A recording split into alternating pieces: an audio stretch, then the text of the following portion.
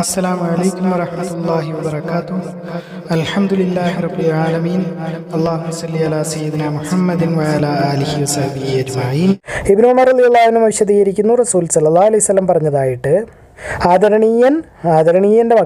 ആദരണീയൻ്റെ മകൻ അതാകുന്നു യൂസുഫ്, യാക്കൂബിൻ്റെ മകൻ, ഇസ്ഹാഖിൻ്റെ മകൻ, ഇബ്രാഹിം അലൈഹിസ്സലാമിൻ്റെ മകൻ.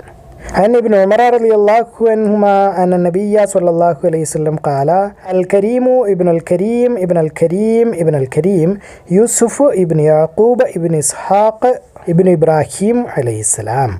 അള്ളാഹു തആലയുടെ വചനം ഓർക്കുക, അയ്യൂബ് അവൻ്റെ രക്ഷിതാവിനോട് വിളിച്ച് കരഞ്ഞപ്പോൾ, തീർച്ചയായും സർവനാശം എന്നെ പിടികൂടിയിരിക്കുന്നു, നീയാകുന്നു കരുണ കാണിക്കുന്നവരിൽ വെച്ച് ഏറ്റവും കരുണ ഉള്ളവൻ.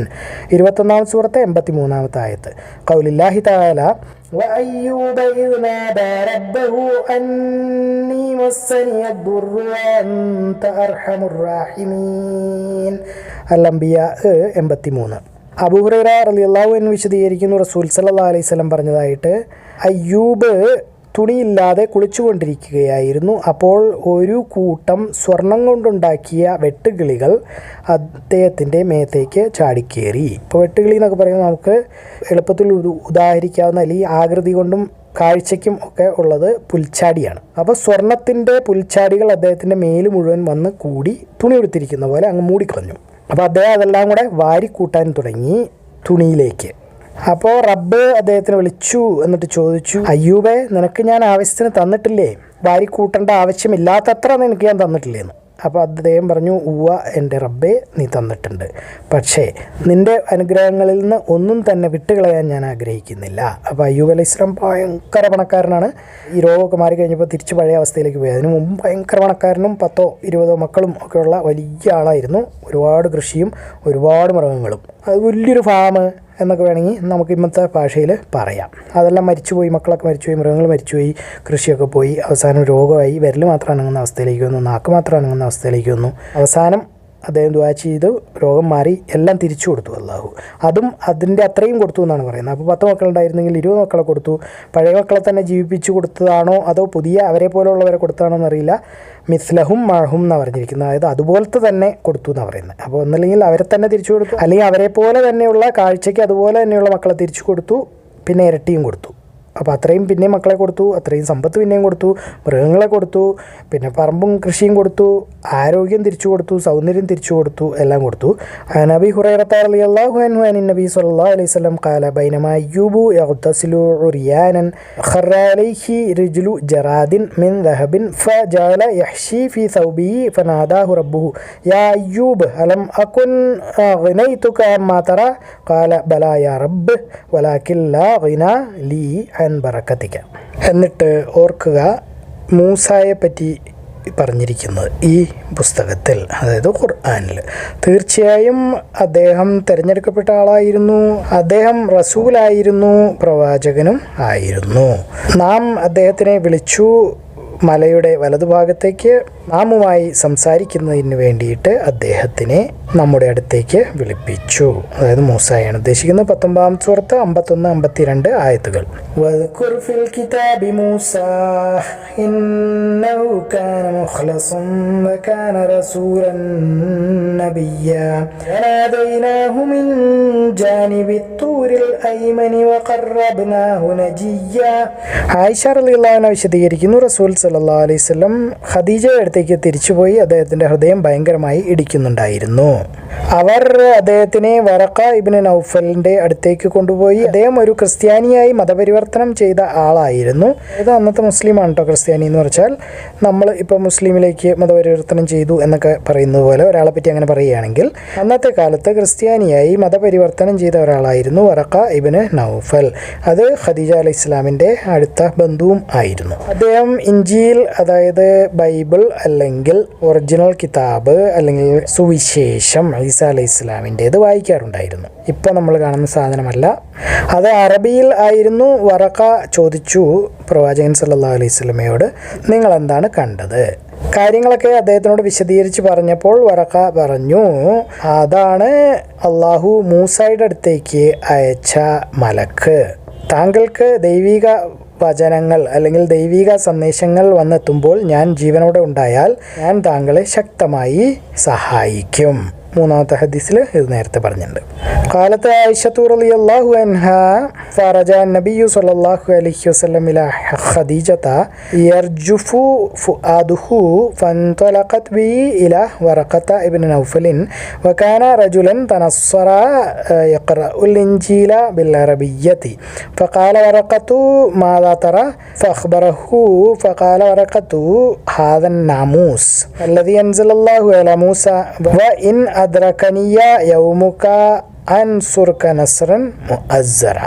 നാമൂസ് എന്ന വാക്കാണ് ഉപയോഗിച്ചിരിക്കുന്നത്. അത് നാമൂസ് ആകുന്നു, മൂസായുടെ അടുത്തേക്ക് അയക്കപ്പെട്ട നാമൂസ്. അതായത് അന്നത്തെ ക്രിസ്ത്യാനികളുടെ അല്ലെങ്കിൽ യഹൂദന്മാരുടെയോ പ്രയോഗത്തിൽ ജിബ്രീൽ അലൈഹി ഇസ്ലാമിന് ഇങ്ങനെ ഒരു പേരുണ്ടായിരുന്നു, നാമൂസ്. അള്ളാഹു അസ്സ വജലിൻ്റെ വചനം എന്നിട്ട് നിങ്ങളിലേക്ക് എത്തിച്ചേർന്നുവോ അല്ലെങ്കിൽ എത്തിയോ മൂസായുടെ കഥകൾ. അവൻ തീ കണ്ടപ്പോൾ ആയത്ത് അങ്ങനെ തുടരുന്നു. പരിശുദ്ധമായ താഴ്വരയായ തൂവായിൽ 20-ാമത്തെ സൂറത്ത് 9 മുതൽ 12 വരെയുള്ള ആയത്തുകൾ. ഖൗലില്ലാഹി അസ്സ വജല്ല وهل أتاك حديث موسى إذ رأى نارا فقال لأهلهم كثوا إني آنست نارا لعلي آتيكم منها بقبس أو أجد على النار هدى إلى قوله بالواد المقدس طوى. ത്വാഹ 9 മുതൽ 12 വരെയുള്ള ആയത്തുകൾ. മാലിക് ഇബ്നു സഅസ വിശദീകരിക്കുന്നു, അള്ളാഹുവിൻ്റെ റസൂൽ സല്ലല്ലാഹു അലൈഹി വസല്ലം അദ്ദേഹത്തിൻ്റെ സഹാബാക്കളോട് സംസാരിച്ചു കൊണ്ടിരിക്കുകയായിരുന്നു അൽ ഇസ്രാ, അതായത് രാത്രി യാത്ര അല്ലെങ്കിൽ രാത്രി പ്രയാണത്തിനെ പറ്റി. മക്കയിൽ നിന്നും ബൈത്തുൽ മുഖദ്ദസ് വരെ പോയതിനെയാണ് ഈ രാത്രി യാത്ര അല്ലെങ്കിൽ ഇസ്രാ അതല്ലെങ്കിൽ രാത്രി പ്രയാണം എന്ന് പറയുന്നത്. അത് കഴിഞ്ഞിട്ടാണ് ആകാശത്തിലേക്ക് പോയത്. അതിനെ മെഹറാജ് എന്ന് പറയും, ആകാശ ആരോഹണം. അങ്ങനെ അദ്ദേഹം 5-ാമത്തെ ആകാശത്തിൽ എത്തിയപ്പോൾ അദ്ദേഹം അവിടെ ഹാറൂനെ കണ്ടു. ജിബ്രീൽ റസൂൽ സല്ലല്ലാഹു അലൈഹി വസല്ലമയോട് പറഞ്ഞു, ഇത് ഹാറൂൻ ആണ്. റസൂൽ സല്ലല്ലാഹു അലൈഹി വസല്ലം പറഞ്ഞു, ജിബ്രീൽ അദ്ദേഹത്തിനെ ആശീർവദിച്ചു, ഞാനും അതുപോലെ തന്നെ ചെയ്തു. അദ്ദേഹം ആശീർവാദം എനിക്ക് തിരിച്ചു തന്നു, ഇങ്ങനെ പറഞ്ഞുകൊണ്ട്, സ്വാഗതം പരിശുദ്ധനായ സഹോദര, സ്വാഗതം പരിശുദ്ധനായ പ്രവാചക. അൻ മാലിക് ഇബ്നു സഅസ അന്ന റസൂലുള്ളാഹി സ്വല്ലല്ലാഹു അലൈഹി വസല്ലം ഹദ്ദസഹും അൻ ലൈലത്തി ഉസ്രിയ ബിഹി ഹത്താ അത സമാ അൽ ഖാമിസത ഫഇദാ ഹാറൂന ഖാല ഹാദാ ഹാറൂനു ഫസല്ലിം അലൈഹി ഫസല്ലംതു അലൈഹി ഫറദ്ദ ثم قال مرحبا ബിൽ അഖി സ്വാലിഹി വന്നബിയ്യി സ്വാലിഹ്. ഇതിൽ പറയുന്നത് അദ്ദേഹം സലാം മടക്കി, എന്നിട്ട് പിന്നെ സ്വാഗതം പരിശുദ്ധനായ സഹോദര, സ്വാഗതം പരിശുദ്ധനായ പ്രവാചക എന്ന് പറഞ്ഞു എന്നാണ് പറയുന്നത്. എന്നിട്ട് ഫിറഔന്റെ കുടുംബത്തിൽ നിന്നുള്ള വിശ്വാസിയായ ഒരു മനുഷ്യൻ, അദ്ദേഹത്തിൻ്റെ വിശ്വാസം ഒളിച്ചു വച്ചിരിക്കുകയായിരുന്നു. അതായത് ഫിറഔൻ കൊന്നുകളയും. പിന്നെ ഫിറഔന്റെ കുടുംബം എന്നൊക്കെ പറയുമ്പോൾ രാജകുടുംബമാണ്, അപ്പോൾ അവിടുത്തെ മന്ത്രിയോ അല്ലെങ്കിൽ ഒരു കുഞ്ഞു കളക്ടറോ അങ്ങനെ എന്തെങ്കിലുമൊക്കെ ആയിരിക്കും. അപ്പോൾ അതൊക്കെ കൊണ്ടായിരിക്കും അദ്ദേഹം അത് ഒളിച്ചു വച്ചിരിക്കുകയായിരുന്നു. ആയത്ത് അങ്ങനെ തുടരുന്നു.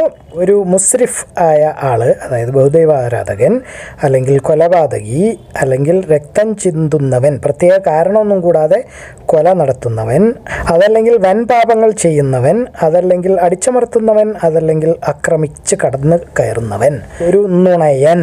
40-ാമത്തെ സൂറത്ത് 28-ാമത്തെ ആയത്ത്. വഖാല റജുലുൻ മുഅ്മിനുൻ മിൻ ആലി ഫിർഔന യക്തുമു ഈമാനഹു ഇലാ ഖൗലിഹി മുസ്രിഫുൻ കദ്ദാബ്.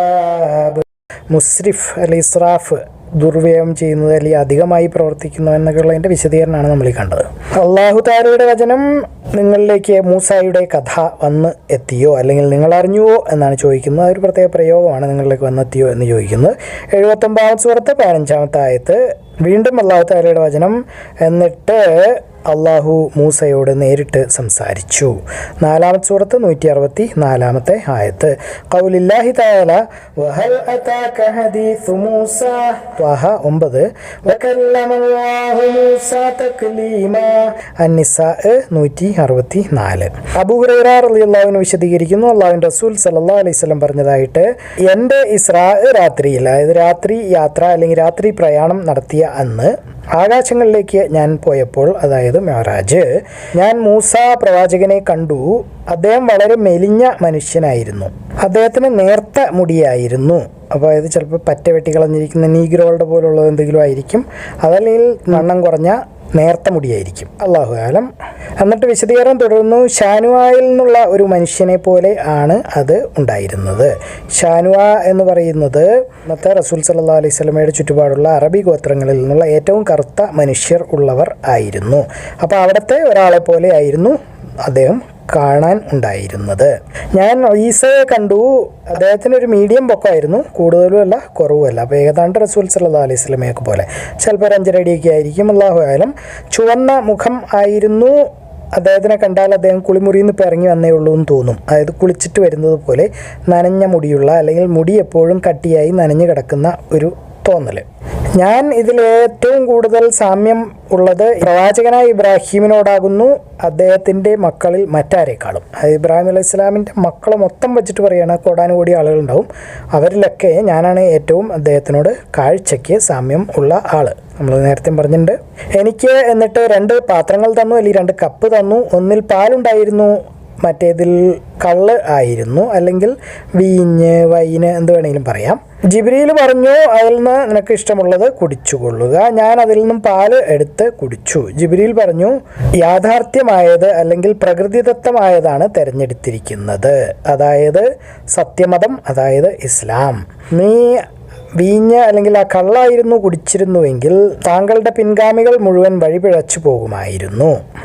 അബീ ഹുറൈറത റളിയല്ലാഹു അൻഹു ഖാല ഖാല റസൂലുള്ളാഹി സ്വല്ലല്ലാഹു അലൈഹി വസല്ലം ലൈലത ഉസ്രിയ ബി റഅയ്തു മൂസ വഇദാ റജുലുൻ ദർബുൻ റജുലുൻ കഅന്നഹു മിൻ റിജാലി ഷാനു അത ورأيت عيسى فإذا هو رجل ربعة أحمر كأنما خرج من ديماس وأنا أشبه ولد إبراهيم به ثم أتيت بإناءين في أحدهما لبن وفي الآخر خمر فقال اشرب أيهما شئت فأخذت اللبن فشربت فقيل أخذت الفطرة أما إنك لو أخذت الخمر ഗവത് ഉമ്മത്തുക.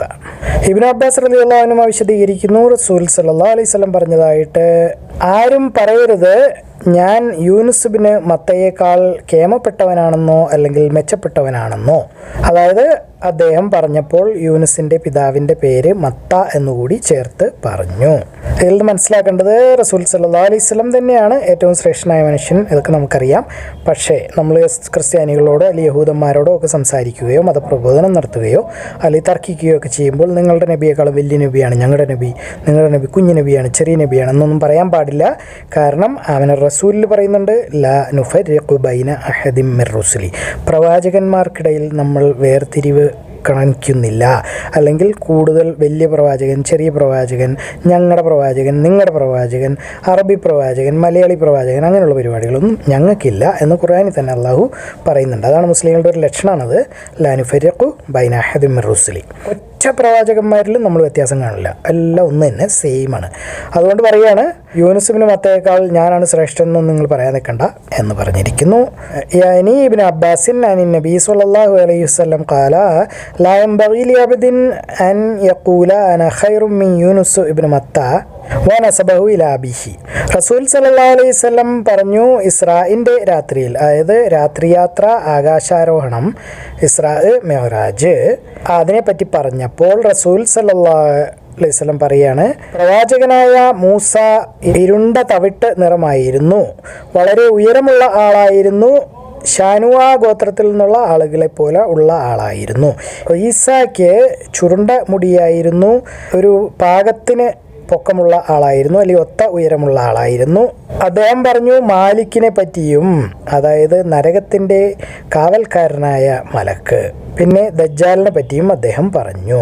വദക്കറ നബിയ്യു സ്വല്ലല്ലാഹു അലൈഹി വസല്ലം ലൈലത ഉസ്രിയ ബിഹി ഫഖാല മൂസ ആദമു തൂവാലുൻ കഅന്നഹു മിൻ റിജാലി ഷാനു അത വഖാല ഈസ ജദുൻ മർബൂഉൻ വദക്കറ മാലികൻ ഖാസിനൻ നാർ വദക്കറ ദജ്ജാൽ. ഇതിലും ആദം എന്ന വാക്കാണ് ഉപയോഗിച്ചിരിക്കുന്നത്.